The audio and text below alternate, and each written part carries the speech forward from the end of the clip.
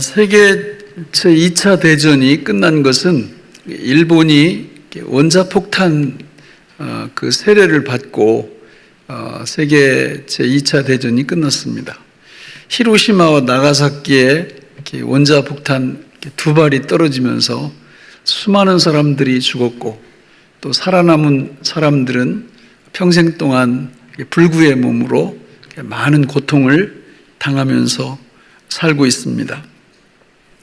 로마서를 우리가 쭉 살펴보면서 로마서의 본론 부분에 들어오면 구원의 필요성에 대해서 말씀을 합니다.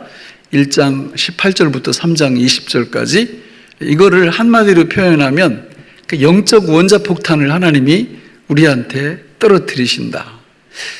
이 영적 원자폭탄의 핵심 내용이 뭐냐면 우리가 죄인이라는 것입니다. 얼만큼 죄인이냐?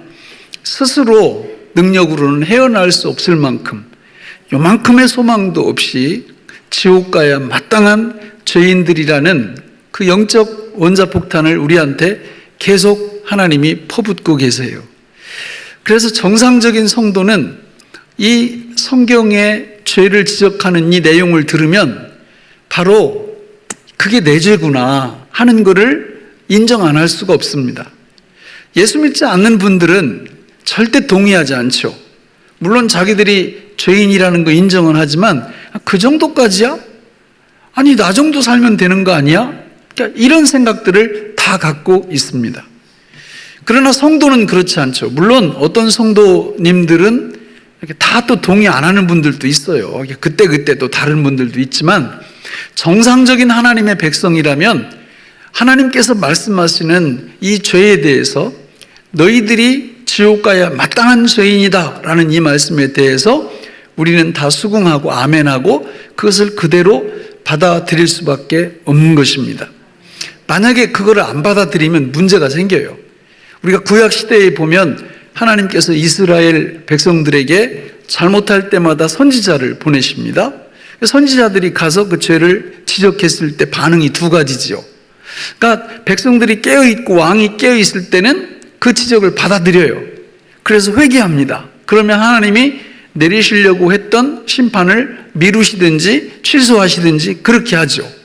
근데 어떤 시대의 이스라엘 백성들이나 왕들은 오히려 선지자를 박해하고 그리고 선지자를 죽이고 하나님께 대적합니다. 그러면 틀림없이 하나님이 주변의 열강들을 통해서 징계하시고 심판하시는 것을 볼 수 있습니다. 이 원리는 지금도 동일합니다. 하나님께서 우리에게 죄인이라고 말씀하실 때 겸허하게, 겸손하게 바로 그게 납니다. 그게 접니다. 이렇게 할 때 희망이 있는 거죠. 만약에 그걸 거부하면 어떤 일이 벌어질까요? 하나님의 백성들이 히브리서 12장 5절 이하에 보면 거기 정말 저 단어가 계속 나오거든요. 같이 읽어볼까요? 몇 절만? 시작. 또 아들들에게 권하는 것 같이 너희에게 권면하신 말씀도 잊었도다. 일렀을 때 내 아들아 주의 징계하심을 경히 여기지 말며 그에게 꾸지람을 받을 때에 낙심하지 말라. 주께서 그 사랑하시는 자를 징계하시고 그가 받아들이는 아들마다 채찍질하심이라 하였으니 너희가 참음은 징계를 받기 위함이라. 하나님의 아들과 같이 너희를 대우하시나니 어찌 아버지가 징계하지 않는 아들이 있으며. 거기까지만 읽겠습니다.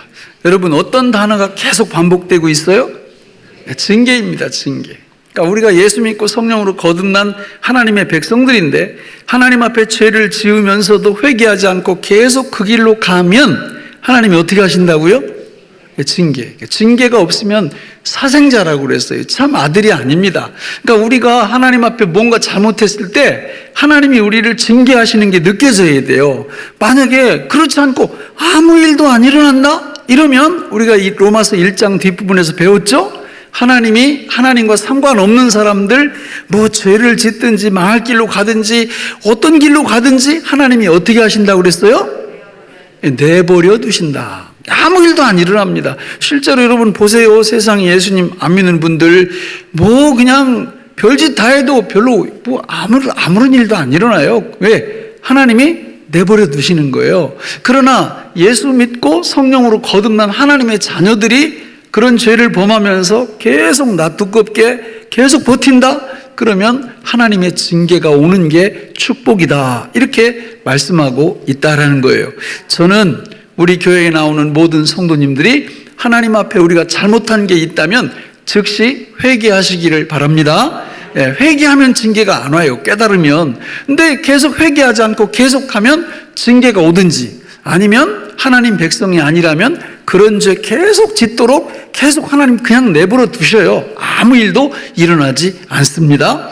자, 그러면 오늘 말씀에 보면 여러분 로마서 2장 17절 말씀에 보면 여기 이제 지금부터 유대인들이 뭘 잘못했는지 본격적으로 주님이 지적하기 시작하세요. 같이 읽어볼까요? 시작. 유대인이라 불리는 내가 율법을 의지하며 하나님을 자랑하며. 네, 유대인이라 불리는 내가 뭘 의지한다고요? 율법을 의지한다, 하나님을 자랑한다. 저거 부정적 의미예요. 율법을 의지한다는 말은 그 율법을 의지해서 하나님 앞에 자기 자신들이 의로움을 인정받으려 한다는 그런 뜻이에요. 여러분, 유대인이라는 말의 어원이 어디서 온 거예요? 원래 유대인이라는 거는 유다는 야곱의 네 번째 아들 이름이죠. 유다, 거기서 온 거예요. 근데 여러분, 유다라는 이름은 찬양이라는 뜻이에요. 찬송이라는 뜻이에요. 하나님을 찬송하라고 아버지가 그렇게 지어준 겁니다. 그러니까 이스라엘 백성들은 그 이름이 너무 좋아서 아예 민족의 이름으로 삼아버린 거예요. 그러면 그들의 일생 속에서 하나님 앞에 찬양을 돌려드리고 찬송을 돌려드리고 영광을 돌려드리는 그런 삶을 살았어야 되잖아요. 그런데 그런 삶을 못 살고 결국은 어떻게 결론이 나느냐? 우리 2장 24절 읽어보겠습니다. 시작. 기록된 바와 같이 하나님의 이름이 너희 때문에 이방인 중에서 모독을 받는도다. 너무 안타깝잖아요. 그렇죠. 이름값도 못하는 거예요. 이름값은 하나님 찬양하고 하나님 찬송하고 그분께 영광 돌려드리고 이렇게 살아야 되는데 오히려 삶 자체가 엉망이라 하나님이 당신들 유대인들 때문에 하나님의 이름이 모독을 받습니다. 이렇게 지금 말씀하고 있다라는 거예요. 그러면 도대체 뭘 얼마나 잘못했기에 이 유대인들을 통해서 하나님의 이름이 모독을 받는가? 자, 우리 본문 18절부터 23절까지 같이 한번 읽어보겠습니다. 시작. 율법의 교훈을 받아 하나님의 뜻을 알고 지극히 선한 것을 분간하며 맹인의 길을 인도하는 자여 어둠에 있는 자의 빛이요 율법에 있는 지식과 진리의 모본을 가진 자로서 어리석은 자의 교사요 어린아이의 선생이라고 스스로 믿으니 그러면 다른 사람을 가르치는 내가 내 자신은 가르치지 아니하느냐? 도둑질하지 말라 선포하는 내가 도둑질하느냐? 간음하지 말라 말하는 내가 간음하느냐? 우상을 가증히 여기는 내가 신전 물건을 도둑질하느냐? 율법을 자랑하는 내가 율법을 범함으로 하나님을 욕되게 하느냐? 이런 걸 뭐라고 불러요? 내로남불의 끝판왕이라고 부르는 겁니다. 이게 진짜 너무 심하지 않아요? 그러니까 다른 사람들한테는 잘 가르쳐요. 그런데 본인한테는 안 가르쳐. 본인은 반대를. 우상 숭배하지 말라고 해놓고 자기는 우상 숭배하고, 도둑질하지 말라고 해놓고 자기는 도둑질하고, 이러니까 하나님이 보시기에 어떻습니까? 토가 나올 지경이죠. 그러니까 너네 진짜 그러면 안 돼. 그렇게 되면 망해. 이렇게 얘기한다는 거예요. 그러니까 유대인들이 여러분, 이제 저희들이 어려서 우리 나이 때 이렇게 다 나이 먹은 사람들은 클 때 아버지가 참 두려웠어요. 아버지가 매를 때려도 아이고 참 요즘 우리 아들들도 그러더라고요. 아빠도 그랬다고. 나는 그런 기억이 이렇게 별로 없는 것 같은데 아빠도 어렸을 때 한번 때리면 무섭게 때렸다는 거예요. 근데 저희 아버지들은 더 심했습니다. 이게 뭐 잘못하면 그냥 쫙 세워놓고, 아니 잘못하는 사람만 이렇게 골라서 때려야 되는데 우리 아들이 4명인데 뭔가 잘못한 일이 벌어지면 4명을 세워놓고 때리는 거예요. 그 잘못을 자백할 때까지. 나중에 이제 맞다 보니까 요령이 생겨가지고 이게 딱 서서 이렇게 맞다가 이거 빨리 얘기 안 해 그러면 이렇게 딱 눈치가 이렇게 딱 돌아가잖아요. 그러면 아 내가 하지도 않았는데 왜 덜 맞으려고 그냥 제가 했다고. 그리고 맞은 적도 있고. 여러분 정말 유대인들이요 하나님 앞에 그냥 뭐가 잘못인지 몰라도 그냥 손들고 우리 잘못했습니다. 이렇게 했으면 한 대라도 덜 맞았을 거예요. 근데 성경에 보면 유대인들이 그럴 때보다는 오히려 하나님을 대적할 때가 훨씬 많아요. 그래가지고 매를 벌어요. 매를 더 맞았어요. 여러분 누가복음 18장에 보면 유명한 기도문이 나오죠. 바리새인의 기도와 세리의 기도가 나옵니다. 거기 보면 그 바리새인이 하는 기도 내용을 보면 참 심하다 할 정도에 뭐 이렇게 자랑을 하나 하나님 앞에. 그런데 그 사마리아 누구죠?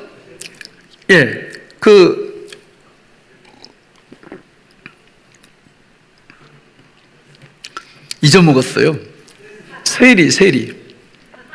세리는 어떻게 기도했어요? 고개를 들지 못해. 고개를. 자기는 기도할 자격도 없는 죄인이라는 거야. 그러면서 그냥 울기만 해. 그랬더니 누가 의롭다고 하나님이 평가하셨어요? 바리새인보다 세리. 그러니까 유대인들이 이런 사람들이에요. 이런 사람들. 진짜 못돼 먹은 사람들 아니에요? 이렇게 막 유대인들을 막 욕하고 있는데 설교 막 준비하면서 성령께서 갑자기 근데 야 너는 어떠냐 이렇게 저한테 너는 어떠냐. 제가 제 사역 연수를 따져봤어요. 교육전사계 부교육자 생활 9년, 여기 와서 21년, 성역 30년을 제가 사역을 했더라고요. 30년 지금까지 30년 동안 내가 한 설교가 몇 편이나 될까 생각을 해봤더니 셀 수 없이 많아요. 그러면서 네가 한 설교대로 한 반만 좀 살았어도 네가 있는 곳이 상당히 거룩해지고 상당히 깨끗해지지 않았을까? 그러니까 이런 마음의 울림이 있어요. 그러니까 하나님 앞에 너무 죄송하더라고요. 진짜 저도 죄인 중에 괴수입니다. 내세울 게 없어요. 유대인 욕할 처지가 아니에요. 도찐 개찐이요. 똑같은 죄인이야. 똑같은 죄인. 그래서 하나님이 야고보를 통해서 많이 선생되지 말라 이렇게 말씀하신 것 같아요. 근데 이 설교 듣는 여러분 저만 그럴까요? 우리 장로님들 진짜 하나님 뜻대로 잘 살아오셨습니까? 대답 못 하실 거예요.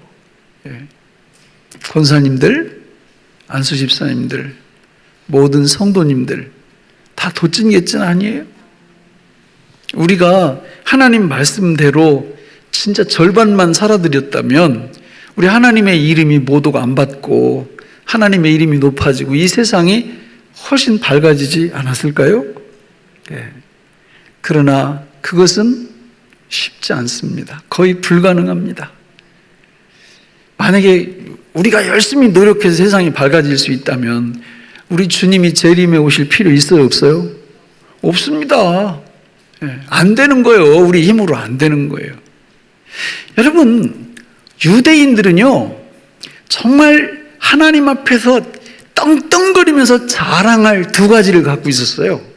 그게 뭐예요? 하나는 오늘 우리 읽었잖아요. 율법이고 또 하나는 바로 같이 읽어볼까요? 25절로 27절 시작.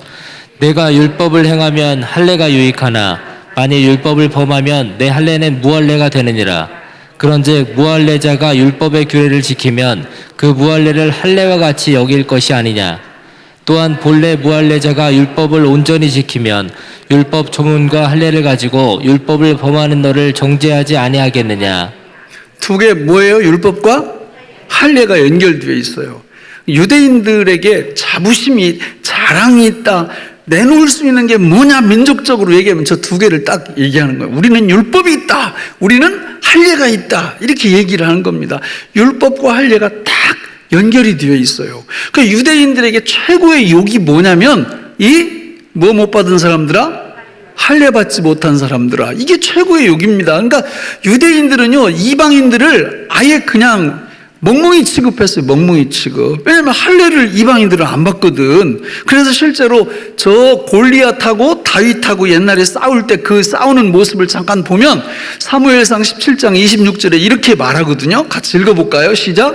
다윗이 곁에 서 있는 사람들에게 말하여 이르되 이 블레셋 사람을 죽여 이스라엘의 치욕을 제거하는 사람에게는 어떠한 대우를 하겠느냐. 이 할례 받지 않은 블레셋 사람이 누구이기에 살아계시는 하나님의 군대를 모욕하겠느냐. 골리앗한테 뭐라고 그래요? 이 할례 받지 못한 사람. 우리하고 차원이 다르다는 거예요. 이거는 유대인들이 하나님이 주신 율법과 할례를 심히 오해해서 생긴 거예요. 하나님이 율법을 주신 이유는 뭡니까? 구원 백성의 삶의 원리로 주신 거예요. 만약에 이 율법을 못 지키면 할례의 의미가 있어요, 없어요? 저기 보면 없다고 그러잖아요. 율법 못 지키면 할례의 의미가 없는 거예요. 근데 이 할례가 얼마나 그 무서운 의미를 담고 있느냐면, 여러분, 할례를 어떻게 행해요? 난지 8일 만에 사내 아이의 생식계 표피를 잘라내는 거예요. 이렇게 잘라내는 거예요. 포경 수술이 아닙니다, 여러분. 잘라내는 거예요. 잘라내서 이 자른 조각을 어떻게 하는 거예요? 고이고이 간직하는 겁니까? 아니에요. 버리는 거예요. 이게 무슨 얘기냐면, 율법을 온전히 지키지 못하면 이 할례 조각이 잘려나가듯 너희들도 하나님의 백성에게서 잘려나갈 거라는 의미를 할례가 갖고 있는 거예요. 그게 무서운 의미를 갖고 있는 거죠. 그런데 하나님이 율법을 신의 산에서 주실 때 무엇도 같이 주셨어요? 잘려나가지 않을 수 있는 제사법을 주신 거잖아요. 제사법을 주셨기 때문에 잘려나가지 않은 겁니다. 그런데 여러분 생각을 해보세요. 율법을 왜 주셨냐? 처음에 구원 백성의 삶의 원칙으로 주셨죠. 그래서 백성들이 막 지키다 보니까 100% 지킵니까? 못 지킵니까? 요한복음 3장 20절 보세요. 같이 시작. 그러므로 율법의 행위로 그의 앞에 의롭다 하심을 얻을 육체가 없나니 율법으로는 죄를 깨달음이니라. 여러분, 율법은 아무런 하자가 없어요. 그 율법을 지켜야 하는 우리에게 문제가 있어서 결국은 율법을 지키면 지킬수록, 지키려고 노력할수록 우리가 누구라는 걸 깨닫게 됩니까? 죄인이라는 걸 깨닫게 되는 거예요. 그래서 율법의 세 번째 목적으로 가는데, 갈라디아서 3장 우리 같이 읽어보겠습니다. 23절로 25절 시작. 믿음이 오기 전에 우리는 율법 아래에 매인바 되고 계시될 믿음의 때까지 갇혔느니라. 이같이 율법이 우리를 그리스도께로 인도하는 초등교사가 되어 우리로 하여금 믿음으로 말미암아 의롭다함을 얻게 하려 함이라. 믿음이 온 후로는 우리가 초등교사 아래에 있지 아니하도다. 아멘. 저게 얼마나 중요한 말이냐. 우리가 율법을 범했으면 원래 어떻게 돼야 돼요? 율법을 범했으면 잘려 나가야 되는 거죠. 그런데 누가 잘려나갔어요? 예수님이 할례 당하신 거예요. 예수님이 우리를 대신해서 십자가 짊어지시고 죽으심으로 할례자가 되셔서 할례 당하셔버린 거예요. 예수님이 우리 대신 잘려나가신 거예요. 그래서 그 예수를 믿는 사람마다 우리의 모든 죄 문제가 해결되는 놀라운 은혜가 예수님 때문에 우리한테 오게 된 줄로 믿습니다. 그래서 하나님은 이 로마서 복음, 위대한 복음을 말하기에 앞서서 지금 뭘 계속 얘기하느냐? 너희들은 복음 받을 자격이 없는 사람들이야. 너희들은 구원받을 자격이 없는 사람들이야. 너희들은 정말 큰 죄를 지은 죄인들이야. 이걸 계속 가르쳐주고 있는 거예요. 이유가 뭐냐? 아까 읽었던 5장 20절 다시 한번 읽어볼까요? 시작. 율법이 들어온 것은 범죄를 더하게 하려 함이라.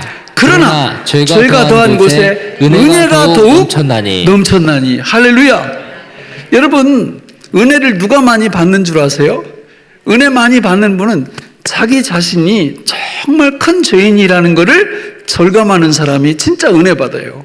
아이고 목사님 요즘 은혜가 안 돼요. 그냥 마음이 답답하고 은혜가 안 돼요. 그러면 어디로 가보면 되느냐면 자기가 얼마나 큰 대역 죄인인지를 하나님 앞에서 깨닫게 되면 돼요. 로마서 1장 18절로 3장 20절 읽어보면 돼요. 내가 얼마나 큰 죄인인지를 딱 깨달으면 깨닫는 거에 정비례해서 뭐가 임한다? 은혜가 임합니다. 이렇게 임하는 은혜는 죄책감을 동반하지 않아요.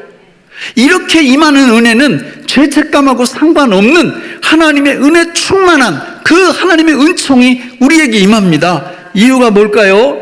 로마서 8장 1절 2절에 답이 나오죠. 같이 읽어보겠습니다. 그러므로 이제 그리스도 예수 안에 있는 자에게는 결코 정죄함이 없나니 이는 그리스도 예수 안에 있는 생명의 성령의 법이 죄와 사망의 법에서 너를 해방하였습니다. 아멘. 예, 성령의 은혜로, 그러니까 결국은 여러분 신앙생활하면서 은혜를 충만히 받고 싶은 분들이 계시다면 내가 얼마만큼 죄인인가를 믿음 생활하면 할수록 더 깊이 깨달으면 돼요. 그러니까 이게 깨달아지지 않으면 은혜가 점점 떨어지는 겁니다. 여러분 사도 바울의 삶을 보면 이게 그대로 드러나죠. 사도 바울은 처음에 이렇게 자기 죄 고백할 때 보면 나는 만삭되지 못하여 난 자 같다 이런 고백을 합니다. 조금 더 지나면 나는 사도 중에 가장 작은 자라 이런 고백을 하다가 나중에 천국 갈 무렵이 되면 뭐라고 얘기합니까? 나는 죄인 중에 괴수다 이렇게 말하고 있다는 거예요. 사도 바울이 큰 은혜 속에 거할 수 있었던 것은 자기가 하나님 앞에 얼마나 큰 죄인인가를 잘 인지하고 있었다라는 겁니다. 이렇게 될 때 하나님의 놀라운 은혜가 성도들에게 임한다라는 것이에요. 그러므로 이런 상태를 일컬어서 뭐라고 부르느냐? 마음의 할례라고 부르는 거예요. 자, 정리를 해볼게요. 그러니까 하나님이 처음에 육체의 할례를 주신 것은 궁극적으로 뭘 주시려고 육체의 할례 제도를 주신 거예요? 마음의 할례 제도를 주시려고 육체의 할례 제도를 주신 거예요. 그리고 육체의 할례와 마음의 할례를 가운데서 연결시키는 분이 누구예요? 예수 그리스도예요. 예수 그리스도 그분이 친히 할례자가 되셔서 자기가 할례 당해버리세요. 누구를 대신해서? 우리를 대신해서. 원래 우리가 할례 당해야 돼요. 우리가 떨어져 나가야 돼요. 왜? 율법을 못 지켰으니까. 우리 하나님께서 우리를 마음의 할례를 주시려고 예수 그리스도를 통해서 예수님이 할례를 당하게 만드신 거예요. 믿습니까? 이 예수님을 믿게 될 때 우리는 육체의 할례가 아니라 무슨 할례를 받는 사람들이 돼요? 마음의 할례를 받는 사람들이 되는 것입니다. 이런 축복을 받으시기를 축원합니다. 실제로 하나님은 구약 시대에 육체의 할례를 주시면서 마음의 할례를 이미 말씀하셨어요. 우리 몇 구절 찾아볼까요? 신명기 10장 16절 같이 읽어보겠습니다. 시작. 그러므로 너희는 마음의 할례를 행하고 다시는 목을 곧게 하지 말라. 여러분, 마음의 할례를 받으면 나타나는 증상이 딱 있는데 뭘까요? 뭐가 안 곧아요? 목이 안 곧아요. 목이 안 곧아. 목이 부들부들합니다. 목이 부들부들. 그럼 이것도 잘해, 이것도 잘해. 이게 뭐예요? 인사를 잘한다고 인사를 이렇게 잘해요. 목이 부드러우니까. 근데 마음의 할례를 안 받으면 깁스를 사방에다 대더라고. 여기 하나, 여기 하나, 여기 하나, 뒤까지. 인사 절대 안 해. 인사 받아도 받지도 않아. 왜? 마음의 할례를 못 받은 거예요. 그러니까 교만이 충만한 거죠. 여러분, 우리 삶 속에서 내가 마음의 할례를 받았는지 안 받았는지 테스트하는 거 간단합니다. 목이 부들부들하면 되는 거예요. 목이 부들부들하면. 계속 살펴볼까요? 또, 그러니까 지금 신명기 그 10장 우리 16절은 하나님이 육체의 할례 제도를 주실 때 같이 주신 말씀이에요. 육체의 할례가 궁극적 목적이 아니라 궁극적 목적은 무슨 할례다? 마음의 할례다. 이 마음의 할례를 누가 가능하게 해주실 거다? 예수님이 할례 당하심으로 그 예수님을 믿는 사람마다 마음의 할례의 축복을 주실 거다. 이걸 미리 말씀하신 거예요. 예레미야 4장 4절도 읽어보겠습니다. 시작. 유다인과 예루살렘 주민들아, 너희는 스스로 할례를 행하여 너희 마음 가죽을 베고 나 여호와께 속하라. 그리하지 아니하면 너희 악행으로 말미암아 나의 분노가 불같이 일어나 사르리니 그것을 끌 자가 없으리라. 저기도 마찬가지예요. 아까는 이게 목에 깁스한다고 그랬는데 마음의 할례를 안 받잖아요. 그러면 마음에 뭘 뒤집어 씌워요? 가죽을 뒤집어 씌워요. 마음에 가죽을 뒤집어 씌우면 어떤 증상이 나타나냐? 고집불통이 되는 겁니다. 고집불통. 힘으로도 안 되고 능으로도 안 되고 하나님이 이렇게 말씀하시니까 이렇게 하라고 해도 안 들어먹어요. 왜냐하면 마음에 가죽으로 확 둘러버렸으니까. 뭐 들어가야지 이게 뭐가. 그러나 여러분 마음의 할례를 받으면 마음으로부터 가죽이 벗겨져요. 가죽이 벗겨지면 마음이 부드러운 사람이 되는 거예요. 마음이 대화를 해보면 이게 마음이 부드러운지 마음에 가죽을 씌웠는지 이거 알 수 있어요. 여러분 우리 스스로 점검할 수 있는 것입니다. 자, 그러면 구체적으로 마음의 할례가 뭐냐. 이게 예수님께서 육체의 할례, 마음의 할례 가운데서 예수님이 할례를 당하셔서 우리로 하여금 마음의 할례를 받게 하셨는데 마음의 할례가 뭐냐. 성경에 보니까 따라서 합니다. 성령으로 거듭나는 것이다. 할렐루야. 성령님이 우리 안에 오셔서 사는 것을 일컬어서 뭐라고 부른다고요? 마음의 할례라고 부르는 거예요. 성령님이 우리 안에 오셔서 나와 동행, 동역해 주시는 그 상태를 마음의 할례라고 그러는 거예요. 성경에 보면 하나님이 이거를 구약에서부터 말씀을 여러 구절에서 오늘 한 구절만 찾아볼까요? 에스겔 36장 26절 찾아보겠습니다. 시작. 또 새 영을 너희 속에 두고 새 마음을 너희에게 주되 너희 육신에서 굳은 마음을 제거하고 부드러운 마음을 줄 것이며. 자, 27절. 또 내 영을 너희 속에 두어 너희로 내 율례를 행하게 하리니 너희가 내 규례를 지켜 행할지라. 성령님이 우리 안에 오실 것, 다시 말하면 마음의 할례를 하나님이 행해 주실 것을 구약 성경에서 이미 말씀해 주셨고, 사도행전 2장에 들어오면서 오순절 성령 강림절에 성령님이 이 땅에 오시면서 예수 믿는 모든 성도들 마음속으로 오셨고, 지금도 예수를 믿는 성도들에게 성령으로 거듭남의 축복을 주셔서 마음의 할례를 이루어내시는 줄로 믿습니다. 그러니까 마음의 할례 받은 분들은 누구와 함께 동행해요? 성령님과 함께 동행합니다. 성령님의 인도하심을 따라 삽니다. 성령님을 근심시켜 드리려고 안 합니다. 성령님을 소멸시켜 드리려고 안 합니다. 성령으로 살고 성령으로 행하려고 합니다. 하나님 앞에 기도할 때 성령을 달라고 기도합니다. 아니, 성령 충만케 해달라고 늘 기도합니다. 마음의 할례 받은 사람들이 하는 기도가 늘 그래요. 성령 달라고, 성령 부어달라고, 성령 충만케 해달라고. 왜? 그래야 마음의 할례 받은 사람답게 살 수 있기 때문에 그래요. 그렇게 해야 여러분 성령님에 의해서 우리가 이 땅 위에 살다 보면 뭐가 맺혀요? 성령의 열매가 맺히는 거예요. 열매가. 그러니까 내가 마음의 할례를 받고 정상적으로 사는지 안 사는지를 보려면 성령의 열매가 나를 통해서 드러나는지 안 드러나는지 보면 알아요. 성령의 열매는 사랑과 희락과 화평과 오래 참음과 자비와 양선과 충성과 온유와 절제는 이 같은 것을 금지할 법이 없느니라. 못 막아요, 못 막아. 마음의 할례를 받고 사는 하나님의 백성들에게는 성령의 열매가 맺혀내는데 아무도 그걸 못 막는다 그 말이에요. 그러나 마음의 할례를 받지 못한 사람들의 특징은 뭐냐? 자, 우리 사도행전 7장 51절을 같이 읽어보겠습니다. 시작. 목이 걷고 마음과 귀에 할례를 받지 못한 사람들아, 너희도 너희 조상과 같이 항상 성령을 거스르는도다. 누구를 거스른다고요? 뭐 하지 못하면? 마음의 할례 받지 못하면. 근데 저기 보니까 마음의 할례 말고 또 다른 할례가 나와. 뭐가 나와요? 귀. 입도 마찬가지예요. 그러니까 여러분, 이 땅 위에서 예수님 딱 믿으면 할례, 성령이 딱 임하시는데, 그렇게 되면 저기 저 말씀에 의하면 마음도 할례를 받고 귀도 할례를 받게 되는 거예요. 이런 축복을 받으시기를 바랍니다. 이래야 누구를 거스르지 않는다고요? 성령을 거스르지 않는 거예요. 그러나 만약에 마음의 할례를 못 받으면, 저 앞에 다시 한번 띄워봐요. 뭐가 고다요? 아까 얘기했죠. 목이 고다, 목이 고다.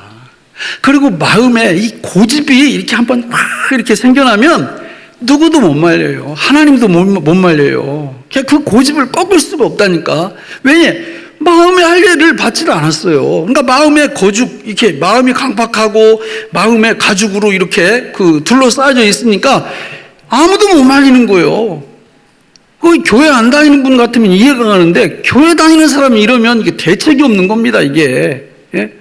만약에 우리 중에 이런 분이 있다면 정신 바짝 차려야 돼요. 나는 그렇게 했는데 아무 일도 안 일어나더라. 로마서 1장 뒷부분을 읽어보세요. 왜 아무 일도 안 일어나는지. 그러나 진짜 하나님의 백성이 이게 마음의 가죽을 두르고 계속 그런 식으로 살면 하나님이 가만히 있지 않으시겠죠. 사랑하는 자녀니까 뭘 주시겠어요? 징계를 주시겠죠. 귀도 마찬가지예요. 목이 곧고 마음과 귀에 할례를 받지 못한 사람들아 성령을 거스른다 이렇게 하는데, 귀에 할례를 받으면요 진짜 들을 말만 골라 들어요. 덕이 되는 말, 축복이 되는 말, 은혜가 되는 말, 이런 말 골라 들어요. 누구 비난하는 말, 누구 욕하는 말 이런 건 차단시켜요. 나 그거 안 듣겠다고, 내 앞에서 하지 말라고 이렇게 말합니다. 예? 또 어떤 사건이 일어나면 한 편짝 말만 듣고 막 이렇게 결단하고, 또 한 편짝 말만 듣고 막 판단하고, 절대 이렇게 하지 않아요. 양편 말을 다 들어봅니다. 사실 양편 말을 다 들어봐도 이게 옳고 그름을 가리기가 너무 힘든 것들이 너무 많아요. 그래서 경거망동하지 않습니다. 그러니까 그 귀에 할례를 받으면 귀가 그런 은혜가 임하는 거예요. 예? 입도 마찬가지죠. 입에 할례를 받으면 특히 거짓말 하지 않아요. 거짓말. 예? 성경에 보세요. 거짓말하면 어떻게 되는지.